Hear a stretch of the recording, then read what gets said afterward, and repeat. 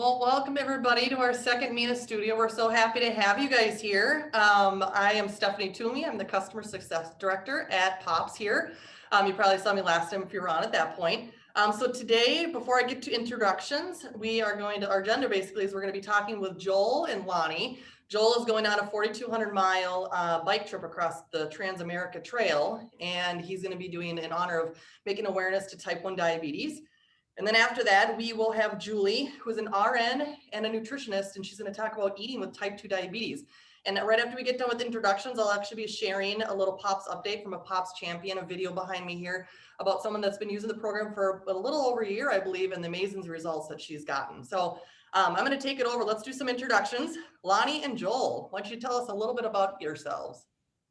Hi, Stephanie. Thanks. So as people hopefully know, I am the co-founder and CEO of Pops, and I'm happy to be here today with Joel. You want to introduce yourself quick, Joel? Hi, my name is Joel. I'm a type 1 diabetic, and I've been in the diabetic community for, going on 16 years now. And I'm going on a Trans-America bike trip with my girlfriend, Lane. And yeah, we're doing it to raise awareness for diabetes. Wonderful. And you'll hear much more about that in a few minutes. Awesome. Yeah, for sure. And Julie, just give us a little intro before we hear from you later on as well.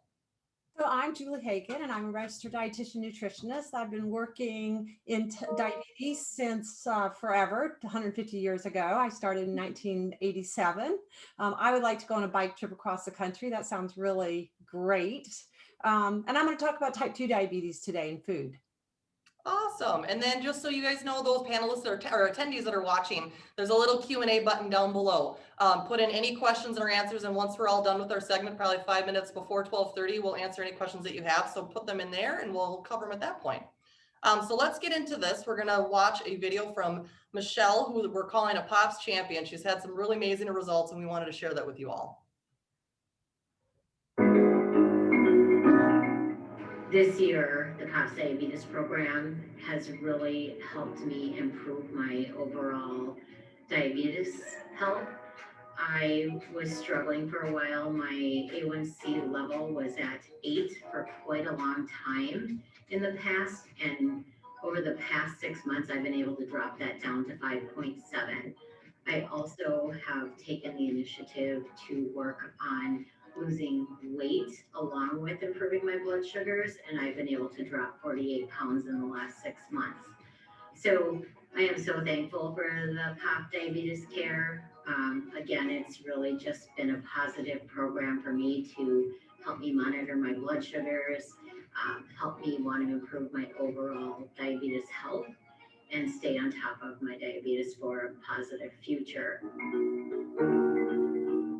And it's so cool to hear those stories. I mean, it's impressive, the A1C drop, that she had 2 points in a matter of 6 months. So that's the kind of stuff that we want to be changing people's lives and helping them own their own life. So next up, we had a little intro with Lonnie and Joel, but next Lonnie will be kind of having a fireside chat with Joel, and to just hear about, they leave on May 12th on their biking trip. And so we can't wait to hear all about the details and what they're doing to raise funds. So, yeah. Joel, 4,200 miles? 42. Well, I think it's, 43 and 18 miles-ish. So who talked you into this crazy thing? It was actually my girlfriend, Lane. She was going to go on this bike trip no matter what. And she reached out to the American Diabetes Association when we first started dating. And she got them on board. And so then I decided, hey, could I join on the ride? And she graciously said, yeah. So now we're out there just spreading awareness for type 1 diabetes, and yeah. That's awesome. That's awesome. And I don't know if you happen to see, Mina is planning on trying to join you on the ride too. She even got her helmet on. Absolutely. So just going back a little bit. So tell me about, when you first found out you had diabetes and kind of how that impacted you. Yeah. So when I was 10 is when I was diagnosed with type 1 diabetes. It changed my life. I don't really, from now, I don't really remember a time before diabetes.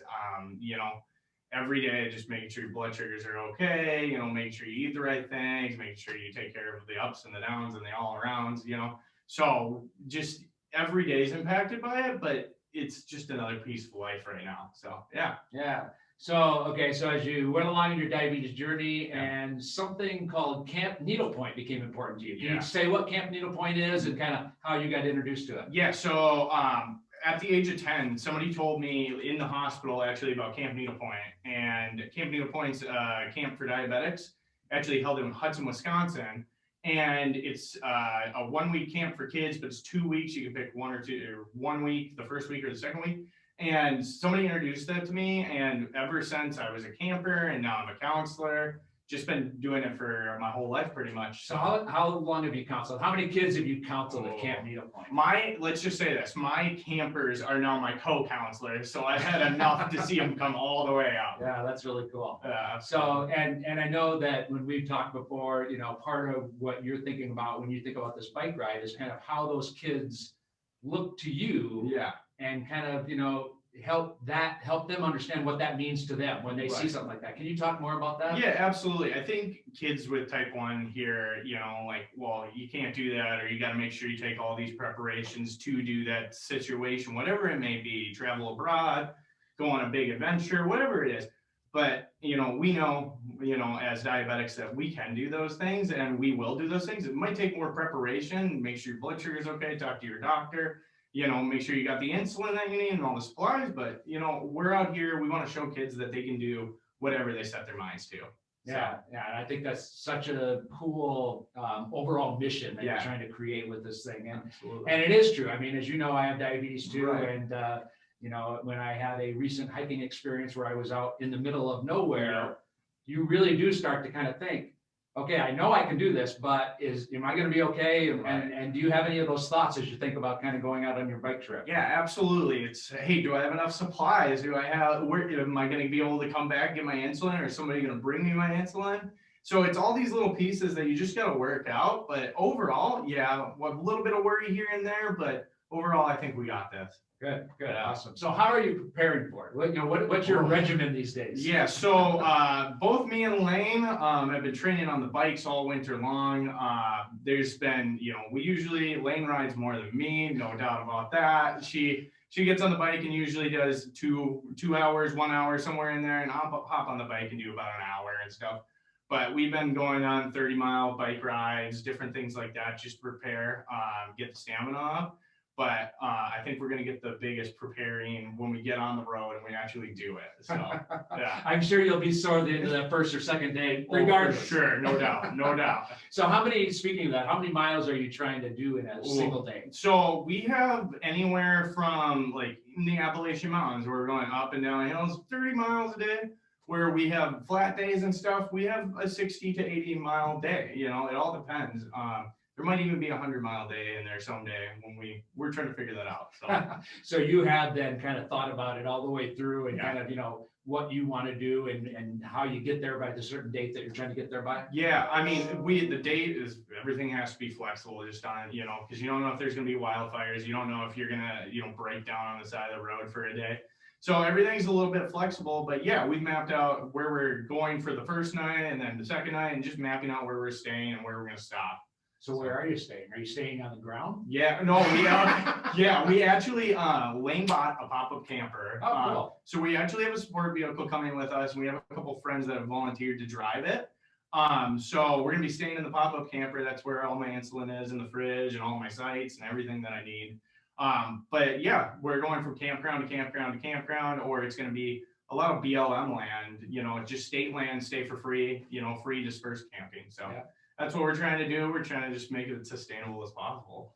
So it sounds like you planned the trip well. How do you plan for it from a diabetes perspective? What does that mean to you? Yeah, it was a lot of talking to my endocrinologist saying, hey, what do you think about this? And look at my numbers. Okay, like change this, change that. Make sure all the settings are right and make sure that I'm testing and eating the right things. Like, hey, how do you feel after you bike for that long? Okay, well, I know after 2 hours, my blood sugar dumps.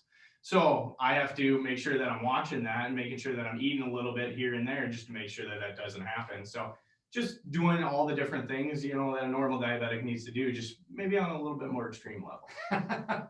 Absolutely. A lot more extreme level. Yeah. And I know you have your Pops Reble Meter with you. I do. You're going to be using as you go through the bike trip also. Yeah, absolutely. And I'm super excited to use it. It's super easy. And the nice thing is I can stop, quick do it, you know, not pulling out a test strip, not pulling out a poker, you know, it's been great. It's been a game changer for sure. Good, awesome. Yeah. So as you think about kind of your trip, Yeah. what part of it are you looking most forward to? Cool. I'm looking forward to the people that we're gonna meet. You know, the kids that we get to talk to, and just the different people that we get to tell why we're doing this. And you know, I'm hoping that it makes an impact on some of these kids. You know, I know all my campers and stuff are out there, and you know, it never hurts to have somebody to say, "Oh, that guy did it. I can do it too." Yeah, yeah. So- Again, which I think is the coolest thing about this Yeah. whole thing. Absolutely. So how about as you think about the segments you're going to be going through, Ooh. what segment are you looking most forward to? I'm looking forward to leading up to the mountains and like the Rockies and stuff. But Being once able we're to see them all in the distance. exactly, and then going, okay, I gotta go up that eventually. But I'm super excited just to see, like, there's a bunch of the country I've never seen like that before, and at 15 mile an hour, we're gonna get it to take it all, everything in. So I'm thinking mostly the Rockies and stuff like that, but Appalachia would be cool too.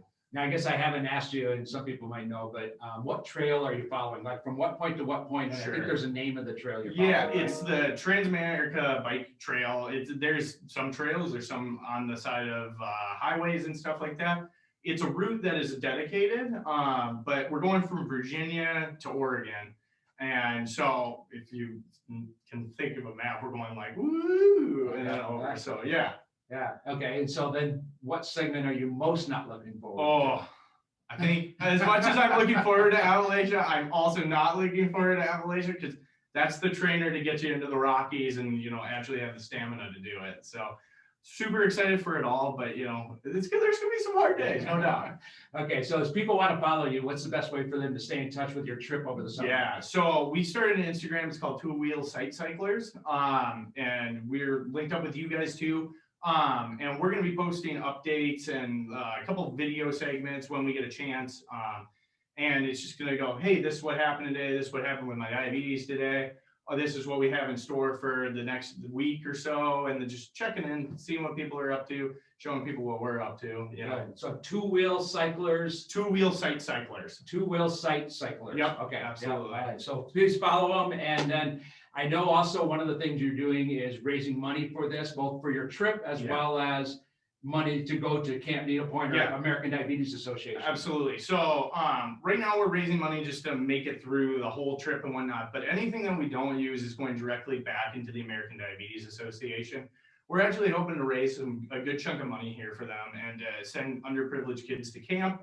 And just to raise money for, you know, diabetic awareness and all that different things. Because, you know, living with diabetes, you know, people might not know what that entails. So we just want people to be informed and whatnot and like see everything from what we're seeing it from, right? Absolutely. And your whole bike trip's happening kind of coinciding with ADA's Tour de Cure, which is a big fundraiser. And so check that out if you haven't heard about ADA's Tour de Cure. And at the end of this program, we're going to have a QR code that you can scan and go to the GoFundMe site so that you can help Joel make the bike trip and also, you know, raise this awareness and raise money for ADA Tour de Cure. So I want to send you off with one last thing. We made some cool bicycle shirts for you here with your logo on it on the front and, you know, props on the back. We're behind you, man. Appreciate it. And I want to give you this. And then also I want to welcome Lane in here who inspired the whole trip and give Lane her shirt too. Yeah, thank you guys. Thank you very much. Back to you, Stephanie. Yeah, for sure. And we also posted the link within the chat as well for the GoFundMe link. And again, we'll have a QR code up as well once we're done with our presentation. So next up, I want to reintroduce Julie Hagen. Again, she's an RN and nutritionist, and she's going to tell us a little bit about eating the best for type 2 diabetes.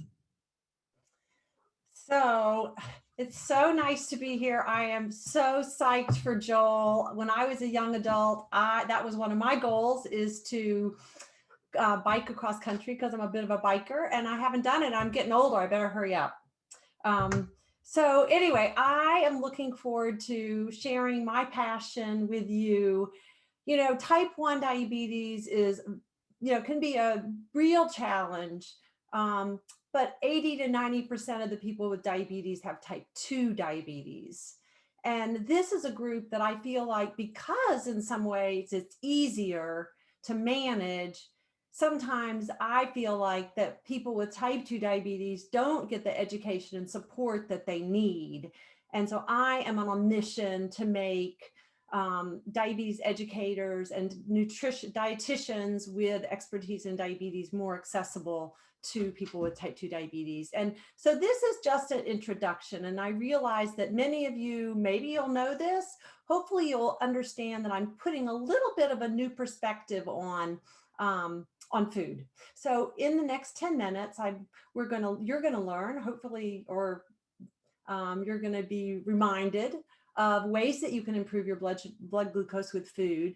And I'm just as a bonus, some foods that really don't make much of an impact. It's so easy to say, yeah, these do make a difference, but some foods don't make a difference. So the 3 ways that food affects blood glucose is what the heck you put in your mouth, what you eat, when you eat it, and how much you eat.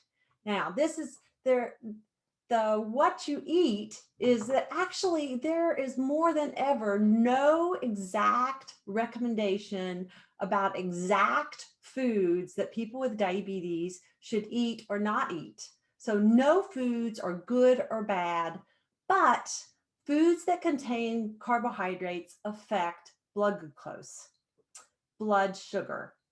When you eat a food that contains carbohydrate is broken down and enters the bloodstream through the small intestines. Once it's in the bloodstream, the question is, how do you get it out? And you need to get it out of the bloodstream and into the cells in order for it to be used for your bodily functions. We have glucose that enters the bloodstream, which is everybody has glucose that enters the bloodstream. The problem in type 2 diabetes is getting it from the bloodstream into the cells. And there are some things that you can do to aid that process. Many people think that people with diabetes should just cut back on sugar, or they should not eat any carbohydrate at all. That is not true for either type 1 or type 2 diabetes. And different people, especially with type 2, can handle different amounts of carbohydrates and get great results. In type 1, it more has to do with pairing insulin and carbohydrates. In type 2, there's additional things that you can do.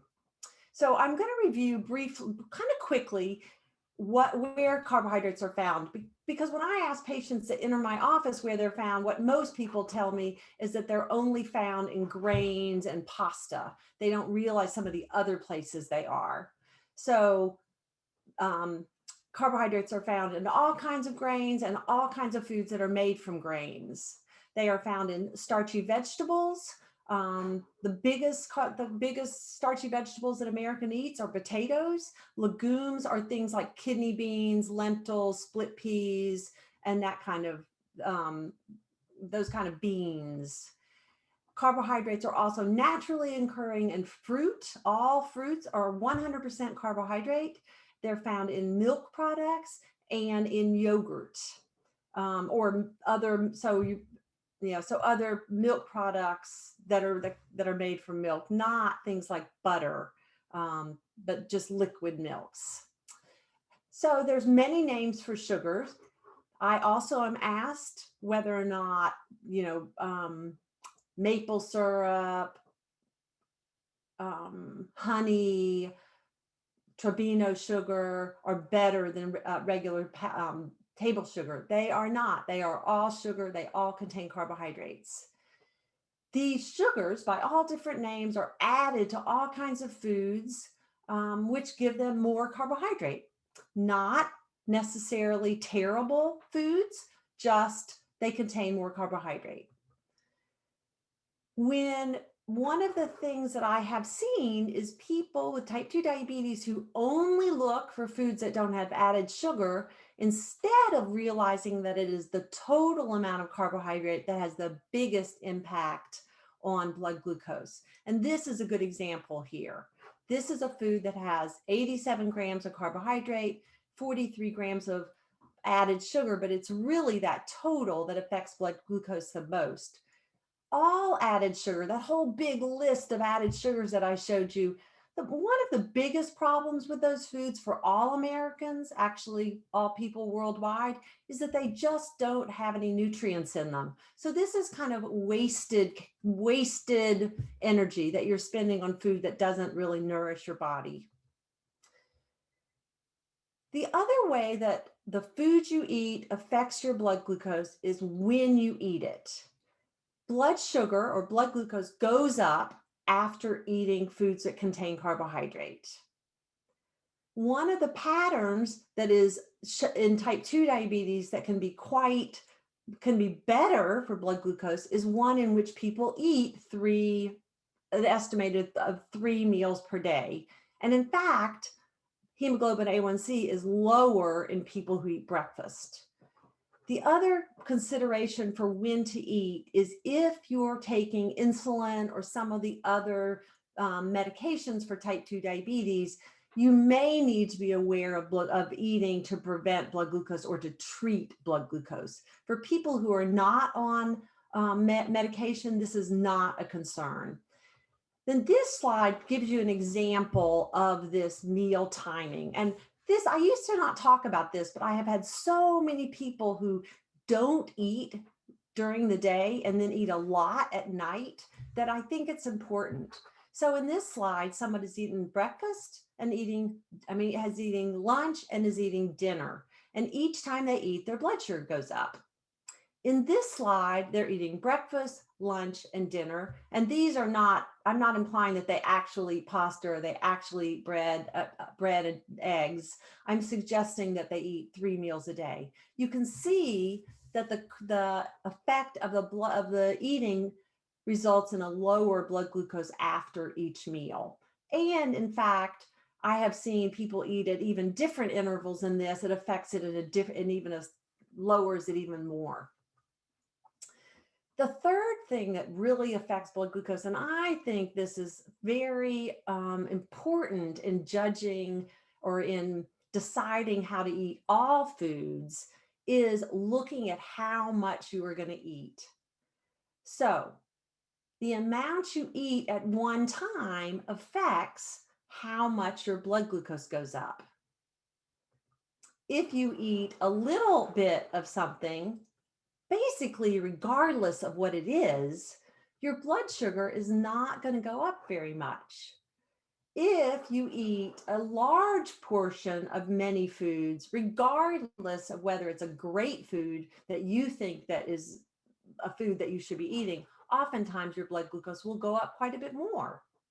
Now, one of the things I'm communicating here is that carbohydrates are this all important thing, and that is oversimplifying eating for type 2 diabetes, because things like how the form of the food, liquid versus solid, how much fat it has, whether the fat is good for you or not, all of those can make a difference in your overall health. This is the American Diabetes Association's way of taking the recommendations and making them very easy to understand. And that is that, listen, we should be eating a variety of food at most of our meals. Protein does not need to be a big part of our meal. It can be a small part, just enough to give us meet our protein needs. Our starchy vegetables and grains needs to be only really about a quarter of what our plate, and that we need to eat a lot more non-starchy vegetables. In this upper left-hand corner for me, we see fruit and we see milk, two food groups that we often actually see underconsumed. So hopefully, if you didn't already know this, you're just reminded of what foods raise your blood glucose. You're reminded that it's important to eat your carbohydrates throughout the day and not concentrated at any one time, especially evening. And that almost with many foods, especially high carbohydrate foods, if they're eaten in amounts that are smaller, they usually can easily be a part of your regular food, what you usually eat. Now, a little bonus here is what you really, the foods that don't contain a carbohydrate. Now, many of these foods are just great foods, foods that have very little or no carbohydrate, and therefore very little or impact on your blood sugar, includes nuts, seeds, and I mean nut butters, like cashew butter, peanut butter, almond butter, seeds, meats. Of course, lean meats are healthier for your heart. Condiments have such a small amount of sugar in most cases, they don't really require you to be crazy about them. Fats do not have carbohydrate in them unless they've been added. And of course, artificial sweeteners and sugar substitutes do not have carbohydrates in them and do not raise your blood sugar. The other thing that Americans underconsume is vegetables. I will say I hear a lot about green beans and salads, but I don't hear a lot about the other 50 or 40 non-starchy vegetables out there. Non-starchy vegetables have 1/3 the carbohydrate of starchy vegetables, plus they contain tons of fiber. So this is a great way to boost your fiber, boost your nutrients without boosting your blood sugar. And with people that I work with that start eating more starchy vegetables and following just these simple guidelines in this webinar, actually will lose weight without even trying. I would say 10 to 15 pounds is not unusual for what I see without talking about calories at all. So thank you so much for your time. I have developed an online program called How to Eat for Type 2 Diabetes. I'm also in private practice. If you have any questions that aren't answered here today, feel free to email me. My email is julie@juliehagen.com, or my website is juliehagen.com, and it is a pleasure. Awesome. Thanks so much, Julie. And what we're going to do is we're going to also put your link in the chat. And then after the presentation, after our Q&A, we'll be putting up QR codes. So you can definitely visit Julie's page and find out more. So now I kind of want to go into Q&A. And we actually have the first question that came in here is for you, Julie. It says, my father is a diabetic and was told by his doctor that he needs to watch his A1C more than his blood sugar with meals. What exactly does that mean? So the A1C is a measure of average blood glucose over the last 2 to 3 months.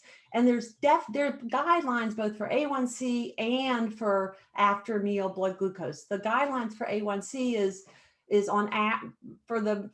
unless your doctor tells you something different, the goal is an A1C of 7 or less than 7. If your A1C is less than 7, you should have it rechecked twice a year, every 6 months. If it's 7 or greater, it should be rechecked every 3 months. Awesome. Well, thank you for that. And then we also have one here. We've got a couple of them. We've got one for Joel. What was your biggest challenge growing up with diabetes, and what would you tell, what would you tell other young people going through it?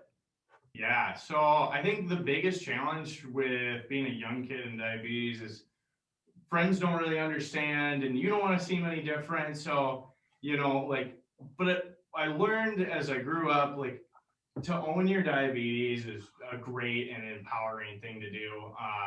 It's okay to test in front of people. It's okay to take your insulin in front of people, and just educating people. A lot of people are just scared of what they don't know. So if you can just educate them on, hey, this is diabetes, I'm no different than you, just my pancreas doesn't work right. It's a big deal. If we can teach kids to do that, I think, yeah, absolutely. For sure. That's awesome. And then Julie, we've got another one for you.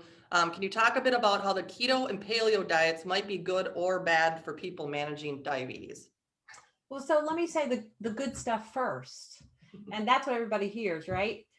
Is they actually do lower blood sugar because they're lower in carbohydrate. So I think that is the selling point. What I see is that people have a hard time staying on them for a very long time. They're not sustainable. And most people want to, I live in Pittsburgh. If you don't go to Steelers parties, you don't have a social network, right? So, you have to be able to go to these social events and be able to eat. And that is not so easy if you're on a paleo or keto diet. So it's not very social. In addition, unless you really know what you're doing, it can be very heart unhealthy. And people with diabetes already have an increased risk of heart disease. So I think it just is a it's something we really want to be mindful of to make sure that the fats on a keto diet or paleo diet are the healthy fats, the poly and monounsaturated fats, not the saturated fats that come from, many of the meats and butters and whatnot that we eat. Sure. Awesome. Well, thank you for that. And then it looks like we got one last question in here, unless a couple more pop up. This one goes out to Lonnie. How do you use POPs to manage your diabetes? I know you mentioned to Joel in your conversation that you also have diabetes, and how does POPs help you with that? Yeah, so what's different for me is instead of just checking my blood sugar when I was in my bathroom, which is what I did before, I check my blood sugar when I'm riding my bike or when I'm running or when I'm out doing things and kind of just throughout my normal day. And then the Mina reminders remind me even of things, even though I know what she's going to remind me of. She reminds me of the things that I should be doing too. So both those things are helpful. Awesome. Cool. Well, I think what we'll do is pop up. I don't see any more questions come through here, but we really hope you guys enjoyed yourself in this half-hour session. Joel and Julie, thank you so much for joining us. Perfect. There we go. So here, the first one, support Joel in his adventure. That will take you to the GoFundMe page on what Joel and Lane are doing this summer. And then also learn more from Julie about how to lower your blood sugar by eating with the right foods. And that sends the link to her program. Awesome. Well, thank you so much, everybody. And we will see you at the next one. Thank you so much.